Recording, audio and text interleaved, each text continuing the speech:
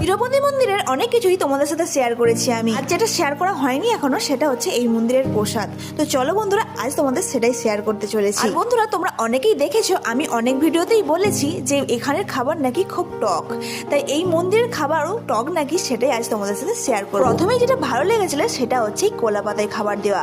খাবার কেমন সেটা আমার জানা ছিল না, কিন্তু এই কলা পাতা দেখে খুবই ভালো লেগেছিল। সাউথে গিয়ে তারপর আবার মন্দিরের প্রসাদ খাবো এই কলা পাতাতে, সত্যি অসাধারণ ছিল অভিজ্ঞতাটা। আর বন্ধুরা, তোমরা দেখতেই পেলে এখানে কিন্তু প্রথমেই ছিল একটা নারকেলের চাটনি, একটা বড়া ভাজা, তারপরে ছিল বিটের সবজি, আর ছিল নুন ছাড়া পায়েস, আর তারপরে দিয়ে দিল ভাত, আর ছিল তার সাথে টক ডাল।